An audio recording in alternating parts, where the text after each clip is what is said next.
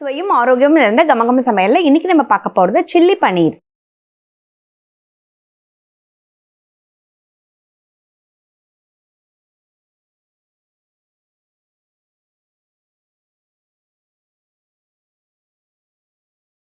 இந்த ரெசிபியை பண்றதுக்கு தேவையான பொருட்கள் என்னென்னு பார்க்கலாம். சில்லி பன்னீர் செய்ய தேவையான பொருட்கள்: பன்னீர் 200 கிராம், சில்லி ஃப்ளேக்ஸ் 1 டீஸ்பூன், குடமிளகாய் 1, வெங்காயம் 1, பூண்டு 10 பல், இஞ்சி 1 துண்டு, வெங்காயத்தாள் சிறிதளவு, மிளகுத்தூள் அரை teaspoon, cornflour 2 table spoon, soya sauce 1 teaspoon, tomato sauce 1 teaspoon, vinegar 1 teaspoon, முந்திரி 10 number, chilli sauce 1 table spoon, மிளகாய்த்தூள் அரை டீஸ்பூன், பச்சை மிளகாய் 1, உப்பு தேவையான அளவு, எண்ணெய் தேவையான அளவு. சில்லி பன்னீர் பண்ணுறதுக்கு தேவையான பொருட்கள் என்னென்னு பார்த்தாச்சு. எப்படி பண்ணுறதுன்னு இப்போ பார்க்கலாம். ரொம்ப சிம்பிளாக, குயிக்காக, டேஸ்டியாக, ஹெல்த்தியாக இருக்கக்கூடிய ஒரு ஸ்டார்டர் தாங்க இது. ஸோ இது எப்படி பண்ணணும் அப்படின்னா, ஃபஸ்ட்டு இந்த மாதிரி பன்னீரை நம்ம க்யூபாக கட் பண்ணி எடுத்துக்கணும். ஸோ இதை நம்ம மேரினேஷன் பண்ணிக்கலாம். பண்ணுறதுக்கு முன்னாடி பார்த்திங்கன்னா நம்ம ஒரு பேனில் எண்ணெய் விட்டு காய வச்சுருக்கோம் ஒரு சைடு. ஸோ குயிக்காக பண்ணக்கூடிய ரெசிபி தாங்கிறதுனால நீங்கள் சைட் பை சைடாக அப்படியே பண்ணிக்கலாம். ஸோ பன்னீர் பார்த்திங்கன்னா இது மாதிரி நம்ம ஒரு பிளேட்டில் எடுத்துக்கலாம். அடுத்ததாக இதில் மேரினேட் பண்ணுறதுக்கு மிளகாய்த்தூள் ஒரு 1/2 டீஸ்பூன் போல் ஆட் பண்ணுங்கள். இது காஷ்மீரி சில்லி பவுடருங்கிறதுனால நமக்கு கலர் தான் அப்படி இருக்கும். ஏன்னா இது நமக்கு எல்லாமே நிறைய காரம் இதில் சேர்க்க போகிறோம். அதனால் நம்ம கரெக்டாக சேர்த்துக்கணும். ஒரு 1/4 டீஸ்பூன் அளவுக்கு இதில் மிளகுத்தூள் ஆட் பண்ணிக்கலாம். இது கூடவே தேவையான அளவுக்கு உப்பு,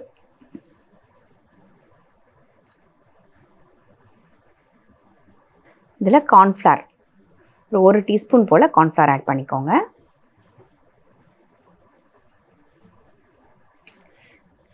இது அப்படியே இதை மிக்ஸ் பண்ணிவிட்டு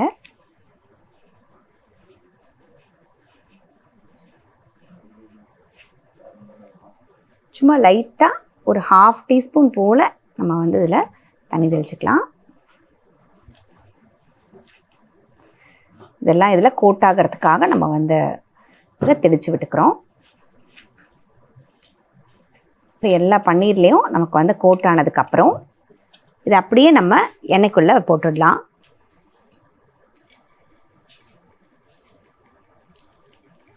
இது ரொம்ப நேரம் மேரினேட் ஆகணும்லாம் நமக்கு கிடையாது. சைட் பை சைடாகவே நம்ம பண்ணிக்கலாம்.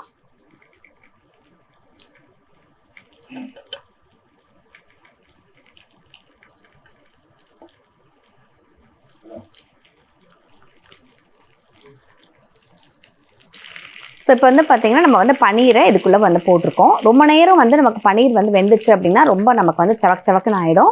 ஸோ அதனால் நீங்கள் ஜஸ்ட்டு போடவும் நமக்கு எடுத்துடலாம். ஒரு 2 மினிட்ஸ் தான் இது நமக்கு குக் ஆகணும்.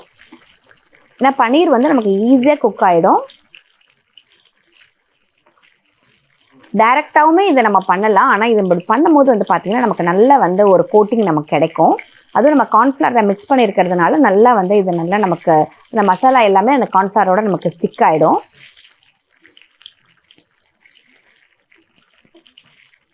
ஸோ இப்போ பார்த்திங்கன்னா பன்னீர் எல்லாமே நமக்கு குக் ஆகிடுச்சு. இது நம்ம வெளியே எடுத்துடலாம்.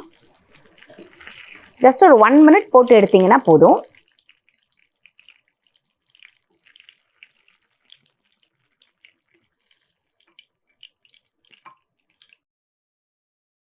ஸோ பன்னீர் பார்த்திங்கன்னா இப்போ நம்ம தனியாக ஒரு பக்கம் எடுத்து வச்சாச்சு.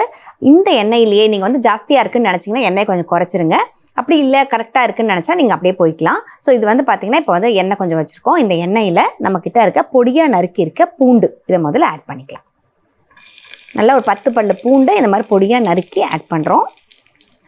இது கூடவே பொடியாக நறுக்கி இருக்க இஞ்சி, இது கூடவே பொடியாக நறுக்கி இருக்க பச்சை மிளகாய்,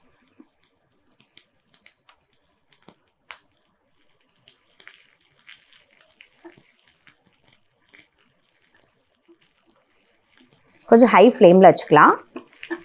இது ரொம்ப வதங்கணும்லாம் கிடையாது.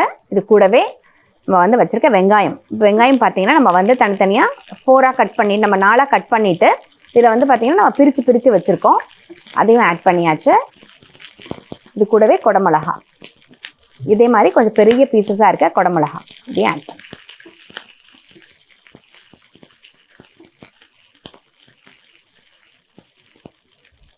இப்போ அடுத்ததாக இதில் மசாலா எல்லாமே நம்ம ஆட் பண்ணிடலாம். ஒரு 1/4 டீஸ்பூன் அளவுக்கு நம்ம வந்து மிளகாய் தூள் ஆட் பண்ணால் போதும். ஏன்னா ஏற்கனவே நம்ம ஆட் பண்ணியிருக்கோம். ஒரு 1/4 டீஸ்பூன் அளவுக்கு சில்லி ஃப்ளேக்ஸ், இது அங்கங்கே நமக்கு வந்து பார்க்கும்போது அழகாக இருக்கும், அதனால் நம்ம ஆட் பண்ணுறோம்.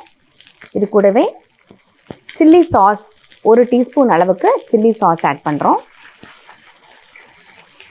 1 டீஸ்பூன் அளவுக்கு டொமேட்டோ சாஸ் ஆட் பண்ணுறோம். இது கூடவே 1 டீஸ்பூன் சோயா சாஸும் ஆட் பண்ணிக்கலாம். அடுத்ததாக இதில் 1 டீஸ்பூன் அளவுக்கு வினிகர் ஆட் பண்ணிக்கலாம். இதில் தேவையான அளவுக்கு உப்பு, ஏற்கனவே சாஸஸில் நமக்கு வந்து உப்பு இருக்கும், அதனால் கொஞ்சமாக உப்பு ஆட் பண்ணிக்கோங்க. இப்போ இது எல்லாத்தையும் சேர்த்து மிக்ஸ் கொடுத்துட்டு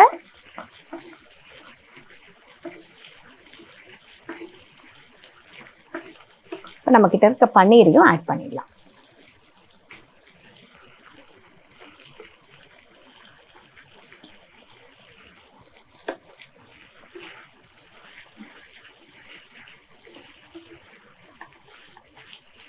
நல்லா இந்த சாஸில் நமக்கு வந்து நல்லா இந்த பன்னீர் எல்லாமே கோட் ஆகணும், அந்த அளவுக்கு நல்லா இதை நம்ம டாஸ் பண்ணிக்கலாம்.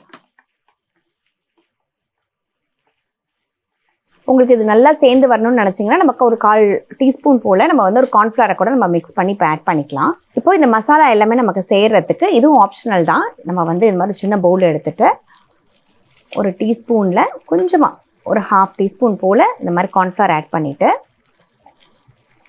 இதில் கொஞ்சம் தண்ணி விட்டுருங்க.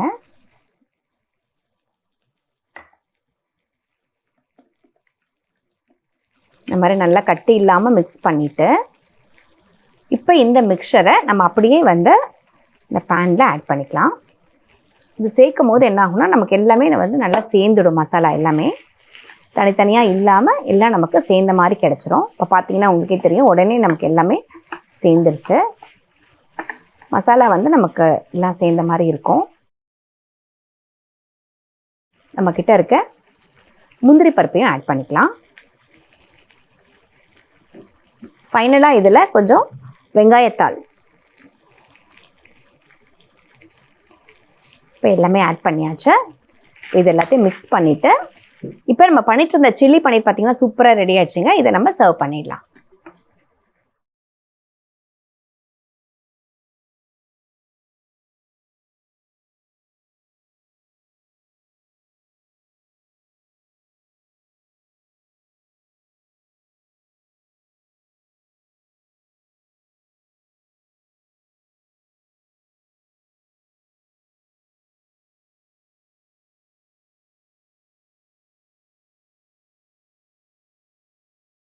இப்போ நம்ம பண்ணிட்டு இருந்த சில்லி பன்னீர் பார்த்தீங்கன்னா இப்போ சூப்பராக ரெடி ஆயிடுச்சுங்க. நீங்களும் உங்கள் வீட்டில் சம்மரில் கிட்ஸ் வீட்டில் இருப்பாங்க, ஏதாவது பண்ணி கொடுக்க சொல்லுவாங்க. இது மாதிரி ஹெல்த்தியாக டேஸ்டியாக பண்ணி கொடுத்தீங்க அப்படின்னா கண்டிப்பாக என்ஜாய் பண்ணுவாங்க. நீங்களும் கண்டிப்பாக ட்ரை பண்ணிவிட்டு எப்படி இருந்துச்சுன்னு சொல்லுங்கள். இதே மாதிரி ஒரு சூப்பரான ரெசிபியோட இன்னொரு செக்மெண்ட்டில் மீட் பண்ணலாம்.